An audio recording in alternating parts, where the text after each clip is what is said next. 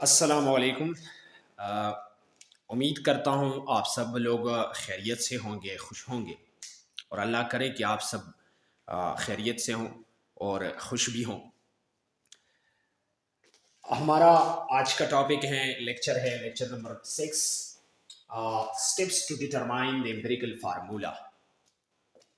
इससे पहले हम कंबस्शन एनालिसिस कर चुके हैं और कंबस्शन एनालिसिस में इसकी एंड में जब हम एनालिसिस करते हैं तो उसके एनालिसिस में हमें परसेंटेज कंपोजिशन जो है वो मिलता है। जो भी एलिमेंट्स उस कंपाउंड में मौजूद हो उस एलिमेंट्स को मैंने आपको बताया था कि कंबस्शन एनालिसिस से सिर्फ 3 किस्म के एलिमेंट्स के होते हैं, एक हाइड्रोजन, एक कार्बन और तीसरा जो है वो ऑक्सीजन होता है। तो एनालिसिस के बाद हमें डेटा मिलता है percentage composition of the carbon, percentage composition of the hydrogen, percentage composition of the oxygen. ये 3 परसेंटेज कंपोजिशन हमें मिलते हैं। लेकिन इसके बाद जो कंपाउंड होता है उस कंपाउंड का फार्मूला ना हमें मॉलिक्यूलर फार्मूला का पता चलता है और ना एम्पिरिकल फार्मूला का पता चलता है। जब हमें डेटा मिल जाए तो उसके बाद एम्पिरिकल फार्मूले को आपने कैसे कैलकुलेट करना है, कैसे आइडेंटिफाई करना है, तो ये उन मेथड है, स्टेप्स है। और इस स्टेप्स को जब हम फॉलो करते हैं तो इसके आखिर में हमें एम्पिरिकल फार्मूला भी मिल जाता है और एम्पिरिकल फार्मूले के बाद मॉलिक्यूलर फार्मूला हम कैलकुलेट या डिटरमाइन या आइडेंटिफाई कर सकते हैं। आइए देखते हैं कि इन स्टेप्स में कौन कौन से स्टेप्स इन्वॉल्व है। Steps to determine the empirical फार्मूले में पहला स्टेप है converting mass of the element into moles.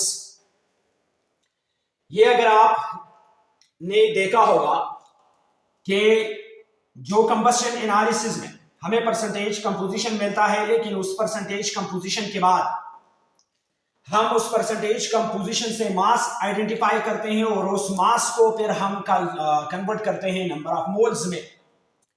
मिसाल के तौर पर ये हमें डेटा मिल गया percentage composition of the carbon, percentage composition of the hydrogen और percentage composition of the oxygen. ये हमें मिल गए। मिसाल के तौर पर ये x है, ये y है और ये z वैल्यू है, ये हमें मिल गए। ठीक है जी, ये परसेंटेज कंपोजिशन है। अब इस परसेंटेज कंपोजिशन को हम क्या करते हैं, इसको हम कन्वर्ट करते हैं मासेस में। इसको भी मास में कन्वर्ट करते हैं, इसको भी मास में कन्वर्ट करते हैं और इसको भी मास में कन्वर्ट करते हैं। फिर इसके बाद इन मासेस को हमने क्या करना है, इन तमाम मासेस को हमने मोल्स में कन्वर्ट करना है, नंबर ऑफ मोल्स में। जब हम इसको नंबर ऑफ मोल्स में कन्वर्ट करते हैं तो ये हो गया हमारा पहला स्टेप।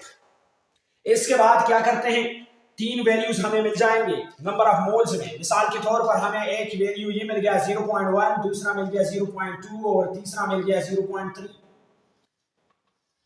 ये 3 वैल्यूज हमें मिल गए, कार्बन के, हाइड्रोजन के, ऑक्सीजन के मिल गए। अब इसके बाद क्या करना है, divide each mole value by smallest number of moles calculated. यहां पर स्मॉलेस्ट वैल्यू जो है वो 0.1 है, तो इन 3 वैल्यूज को हमने क्या करना है, हमने इस 0.1 पे डिवाइड करना है। ऐसा 0.1 डिवाइड बाय 0.1, 0.2 डिवाइड बाय 0.1 और 0.3 डिवाइड बाय 0.1।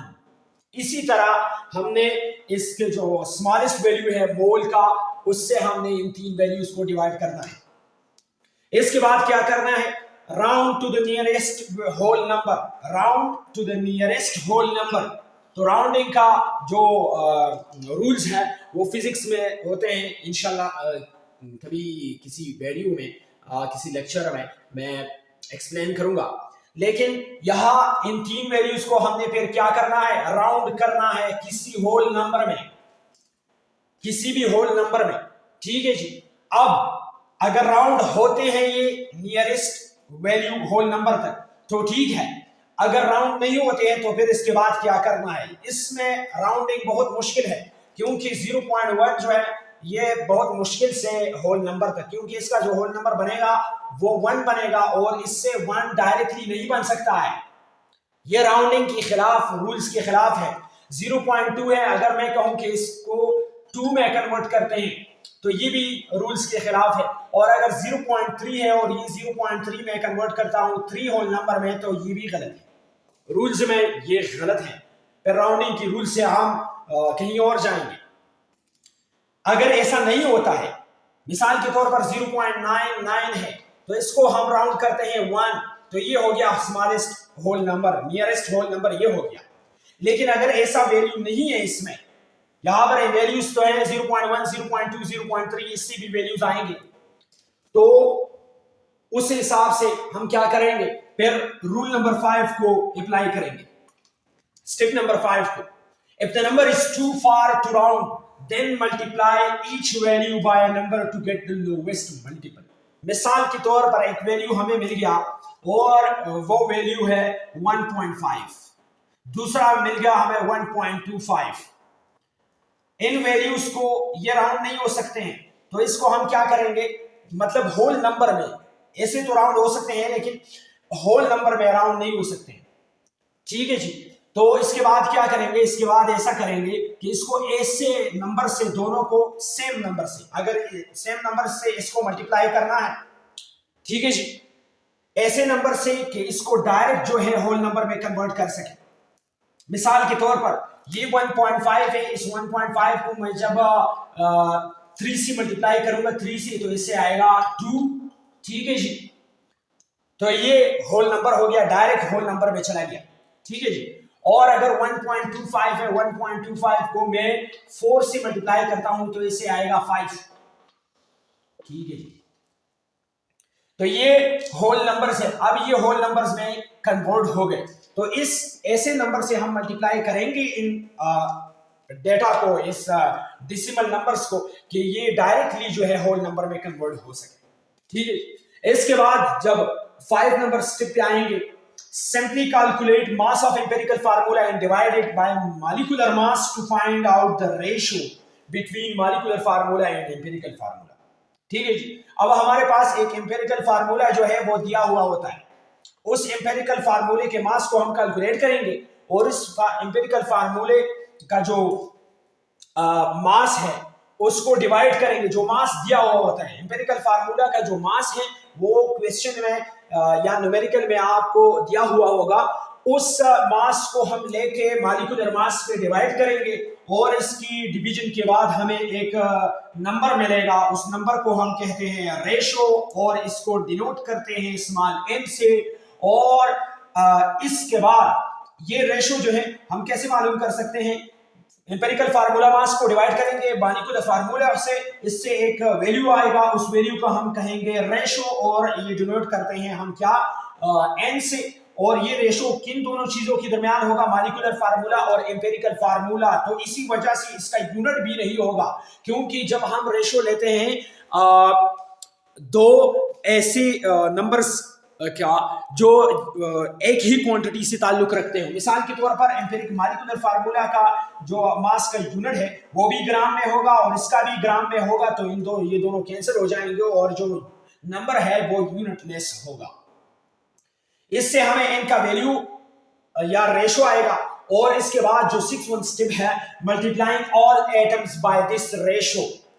अब जो नंबर हमारे पास आया है, मिसाल के तौर पर 3 वैल्यू आया है, n का वैल्यू 3 है, तो इस 3 से हम जो एम्पेरिकल फार्मूला दिया है, मिसाल के तौर पर ये एक एम्पेरिकल फार्मूला है CH2O, तो इस 3 से हम इसको मल्टीप्लाई करेंगे। 3 1 सा तो कार्बन 3 होगा, 3 2 सा 6 तो ये 6 होगा, और 3 1 सा 3 तो O3, C3H6O3, ये फिर क्या होगा, हमारा मॉलिक्यूलर फार्मूला होगा, ये एम्पेरिकल फार्मूला होगा। और इसके बाद क्या करेंगे, multiplying all atom by this ratio, इस नंबर से हम इसको मल्टीप्लाई करेंगे जो एम्पेरिकल फार्मूला होता है, और इसके बाद हमें जो डिजायर्ड एम्पेरिकल फार्मूला है या मॉलिक्यूलर फार्मूला है, डायरेक्ट हमें मॉलिक्यूलर फार्मूला मिलेगा।